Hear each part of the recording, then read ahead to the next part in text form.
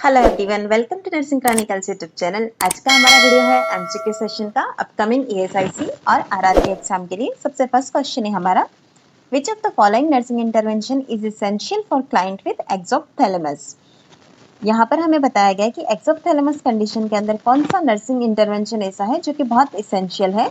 Option A, administer artificial tears. Option B, administer insulin injection. Option C, promote bed rest. Option D, monitor pulse rate every hourly. Correct answer रहेगा हमारा यहाँ पर option E, administer artificial tear. Exophthalmos जो disease condition होती है उसके अंदर हमें आईज जो होती है वो प्रोट्रूशन देखने को मिलती है, जिसकी वजह से आईलिड्स जो होती है वो पूरी क्लोज नहीं हो पाती है। और हमारा एक इसेंशियल मेजर होता है कि आईज को हमें मॉइस्ट रखना होता है, इसीलिए हम आर्टिफिशियल टीयर्स यूज करते हैं जो कि हमारी आईज को मॉइस्ट रखती है, जिसकी वजह से कोई एब्रेशंस भी नहीं होता है। नेक्स्ट क्वेश्चन है हमारा, what are the sign and symptoms of Cushing syndrome other than obesity. Cushing syndrome के अंदर हमें ओबेसिटी के अलावा कौन सा साइन एंड सिम्टम देखने को मिलता है। Option A, thick extremities and ankle enlargement. Option B, large thighs and upper arms. Option C, posterior neck fat pad and thin extremities. Option D, all of the above. Correct answer है हमारा यहाँ पर option C, posterior neck fat pad and thin extremities. जो Cushing syndrome होता है उसके अंदर जो एक्सट्रीमिटीज होती है वो हमें थिन देखने को मिलती है, ना कि थिक, इसलिए ऑप्शन ए और ऑप्शन बी यहाँ पर नहीं देखने को मिलता है। जैसा कि आप यहाँ इस इमेज में देख रहे हैं, यहाँ पर हमें कुशिंग सिंड्रोम के कुछ साइन दिए गए हैं। आप देख सकते हैं, सबसे फर्स्ट यहाँ पर दिया गया fat pits, buffalo hump. Cushing syndrome के अंदर हमें ज्यादातर मून फेस और बफेलो हम्प देखने को मिलता है। इसके अलावा आप यहाँ देख सकते हैं coloured striae, abdominal stretch marks, pendulous abdomen and bruise easily, यह सब कुछ देखने को मिलता है। नेक्स्ट क्वेश्चन है हमारा, expected colour of drainage in acute rhinitis. Acute rhinitis के अंदर हमें एक्सपेक्टेड कलर क्या रहेगा ड्रेनेज का। Option A, clear. Option B, green. Option C, yellow. Option D, greyish. Correct answer है हमारा यहाँ पर option A, clear. Acute rhinitis के अंदर जो ड्रेनेज होता है उसका कलर क्लियर होता है। इसके अलावा आपको ग्रीन और येलो कलर जो होता है वो देखने को मिलता है अगर इन्फेक्शन हो साइनस के अंदर तब, और ग्रेइश कलर जो होता है वो सेकेंडरी टू इन्फेक्शन वाली कंडीशन का साइन है। नेक्स्ट क्वेश्चन है हमारा, what nursing action will most help a client obtain maximum benefits after postural drainage. एक क्लाइंट है जिसके अंदर की आफ्टर पोस्चरल ड्रेनेज हमारा कौन सा ऐसा एक्शन रहेगा जो कि सबसे बेनिफिशियल रहेगा। Option A, administer oxygen. Option B, place the client in sitting position. Option C, encourage the client to cough deeply. Option D, encourage the client to rest for 30 minutes. Correct answer है हमारा यहाँ पर option C, encourage the client to cough deeply. क्योंकि हमें यहाँ पर postural drainage दिया गया है, पोस्चरल ड्रेनेज के अंदर दो टेक्निक्स यूज में ली जाती है, एक है ग्रेविटी और दूसरा है परकशन। इन दोनों के माध्यम से जो लंग्स के अंदर सिक्रेशंस होते हैं, स्टिकी म्यूकस, वो जो होता है वो रिमूव किया जाता है। इसीलिए हम क्लाइंट को कहेंगे कि डीप कफ करना है ताकि जो लूजेंट सिक्रेशन है वो इजीली रिमूव हो सके। नेक्स्ट क्वेश्चन है हमारा, which of the following is not a sign of respiratory distress in newborn. निम्न में से कौन सा ऐसा साइन है जो कि न्यूबॉर्न के अंदर रेस्पिरेटरी डिस्ट्रेस के अंदर नहीं देखने को मिलता है। Option A, cyanosis. Option B, sternal retraction. Option D, expiratory grunting. Option D, respiratory rate varying according to the newborn's activity. Correct answer हमारा यहाँ पर ऑप्शन डी, न्यूबॉर्न्स के अंदर रेस्पिरेटरी रेट जो होता है वो उसकी एक्टिविटीज के अकॉर्डिंग वेरी कर सकता है। जैसे कि क्राई कर रहा है तो रेस्पिरेटरी रेट ज्यादा देखने को मिलेगा, तो यह जो है वो साइन नहीं है रेस्पिरेटरी डिस्ट्रेस का। इसके अलावा जब भी डिस्ट्रेस होता है तो हमें साइनोसिस, स्टर्नल रिट्रैक्शन और एक्सपिरेटरी ग्रंटिंग जैसी कंडीशन देखने को मिलती है। नेक्स्ट क्वेश्चन है हमारा, how do you know that intercostal drainage tube is functioning. Intercostal drainage tube proper functioning है, आप इसे कैसे पता कर सकते हैं। Option E, continuous bubbling in water seal bottle. Option B, continuous bubbling from suction tube. Option C, oscillation of water column in drainage bottle. Option D, no bubbling in the drainage bottle. Correct answer है हमारे यहाँ पर option C, oscillation of water column in drainage bottle. अगर continuous bubbling है तो यह indicate करता है एबनॉर्मल कंडीशन जिसके अंदर की एयर लीकेज हो रहा है प्लूरल स्पेस से। नो बबलिंग जो है वो भी यह इंडिकेट करता है कि प्रॉपरली फंक्शनिंग नहीं है हमारा ट्यूब। अगर हमें पता करना है कि इंटरकोस्टल ड्रेनेज ट्यूब फंक्शनल है या नहीं, तो वहां पर हमें वाटर कॉलम के अंदर ऑसिलेशन दिखाई देगा ड्रेनेज बॉटल के अंदर।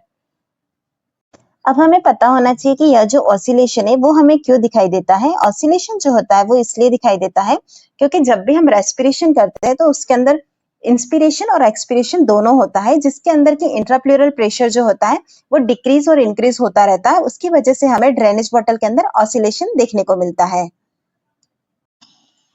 नेक्स्ट क्वेश्चन है हमारा, a nurse is performing physical examination of the client and notices exophthalmos, what would be the diagnosis of the client. एक नर्स है जो कि फिजिकल एग्जामिनेशन कर रही है एक पेशेंट का। जब फिजिकल एग्जामिनेशन कर रही है उस वक्त वो नोटिस करती है एक्सोप्थेल्मस को। तो इस क्लाइंट का क्या डायग्नोसिस हो सकता है? Option A thyroid cancer, option B hyperthyroidism, option C cataract, option D thyroiditis. Correct answer रहेगा हमारा यहाँ पर ऑप्शन बी हाइपरथायरॉयडिज्म। एक्सोप्थेल्मस हम प्रीवियस क्वेश्चन में भी देख चुके हैं, जिसका मतलब होता है प्रोट्रूडिंग आईबॉल्स। ऐसा जो होता है वो हमें हाइपरथायरॉयडिज्म की कंडीशन में मिलता है। इसी के साथ ही अगर यहाँ पर हमें क्वेश्चन के अंदर ग्रेव्स डिजीज दिया होता तो वो भी हमारा राइट आंसर होता। नेक्स्ट क्वेश्चन है हमारा, अपर airway illness that result from swelling of the epiglottis and लैरिंग्स is broadly called. Epiglottis और लैरिंग्स में स्वेलिंग की वजह से जो अपर एयरवे इलनेस होती है उसे क्या कहते हैं? Option A measles, option B rubella, option C croup, option D whooping cough. Correct answer है हमारा यहाँ पर ऑप्शन सी क्राउप। क्राउप को आप लैरिंगोट्रेकियो ब्रोंकाइटिस भी कहते हैं। यह एक अपर एयरवे इन्फेक्शन होता है जो कि मेनली पैरा इन्फ्लुएंजा वायरस की वजह से होता है। इसकी वजह से ऑब्स्ट्रक्शन ऑफ एयरवे होता है जो कि बार्किंग कफ की तरह कैरेक्टरिस्टिक होता है। नेक्स्ट क्वेश्चन है हमारा, a 65 kg patient with a pulmonary embolism is ordered to receive heparin 10 units per kg per hour by IV infusion. How many units of heparin should be received each hour? एक 65 kg का patient है pulmonary embolism वाला, उन्हें order किया गया heparin 10 units पर KG per hour bye IV infusion. हमें कितना यूनिट हेपेरिन देना चाहिए, एक घंटे के अंदर कितना रिसीव होगा उस पेशेंट को? Option A 500, option B 550, option C 600, option D 650। चलिए अब इस क्वेश्चन को हम सॉल्व करते हैं। सबसे फर्स्ट हमें क्वेश्चन के अंदर दिया गया है पेशेंट को रिसीव करना है 10 यूनिट्स पर केजी पर ओवर के हिसाब से और पेशेंट का वेट है 65 केजी। अब हमें पर ओवर डोज कितना है वो निकालना है, तो उसके लिए हम मल्टीप्लाई करेंगे 65 इंटू 10 को, तो आ जाएगा हमारे पास 650। तो करेक्ट आंसर है हमारा यहाँ पर ऑप्शन डी 650 यूनिट पर ओवर। नेक्स्ट क्वेश्चन है हमारा, which of the following is most suitable method for long term management of airway. निम्न में से कौन सा ऐसा मोस्ट सुटेबल मेथड है जो कि यूज में लिया जाएगा लॉन्ग टर्म अगर हमें एयरवे को मैनेजमेंट करना हो तो? Option A endotracheal intubation, option B tracheostomy, option C nasal prongs, option D oxygen mask. Correct answer है हमारे यहाँ पर option B tracheostomy. Long term management करना तो ट्रेकियोस्टोमी हमारे पास मोस्ट सुटेबल ऑप्शन होता है।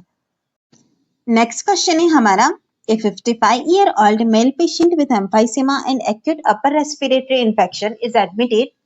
Oxygen is ordered at 2 liter per minute. The reason for low flow oxygen is to। एक 55-year-old मेल पेशेंट है हमारे पास जिसका कंडीशन है एम्फाइसेमा और acute upper respiratory tract infection के साथ एडमिट किया गया है। यहाँ पर ऑक्सीजन जो ऑर्डर की गई है वो है 2 लीटर पर मिनट। हमें यहाँ पर यह पूछा गया है कि लो फ्लो ऑक्सीजन लेवल यहाँ पर प्रोवाइड करने का रीजन क्या है। Option E compensate for airway resistance, option B facilitate oxygen diffusion, option C prevent depression of the respiratory drive, option D prevent excessive drying of secretions. Correct answer है हमारा यहाँ पर option C prevent depression of the respiratory drive. अगर हम यहाँ पर जो case दिया गया है उसके अंदर हाई फ्लो ऑक्सीजन दे देंगे तो ऑक्सीजन लेवल इंक्रीज हो जाएगा जिसकी वजह से रेस्पिरेटरी ड्राइव जो है वो डिप्रेस्ड हो जाएगी, इसलिए हमें यहाँ पर लो फ्लो ऑक्सीजन देना होगा। नेक्स्ट क्वेश्चन है हमारा, which among the following devices assist a critical patient in breathing. निम्न में से कौन सी ऐसी डिवाइस है जो कि क्रिटिकल पेशेंट को ब्रीदिंग के लिए असिस्ट करती है? Option A Gamco machine, option B ventilator machine, option C defibrillator machine, option D oxygen humidifier. Correct answer है हमारा यहाँ पर option B ventilator machine. Ventilator एक मैकेनिकल डिवाइस है जो कि असिस्ट करता है पर्सन को ब्रीदिंग के लिए। इसके अलावा डिफिब्रिलेटर जो होता है उसे यूज में लिया जाता है कार्डियक डिसरिथमिया को ट्रीट करने के लिए। ऑक्सीजन ह्यूमिडिफायर, जब भी हम पेशेंट को ऑक्सीजन प्रोवाइड करते हैं तो पेशेंट को सप्लाई करने से पहले उसे ह्यूमिडिफाई करना होता है जिसके लिए ऑक्सीजन ह्यूमिडिफायर यूज में लिया जाता है।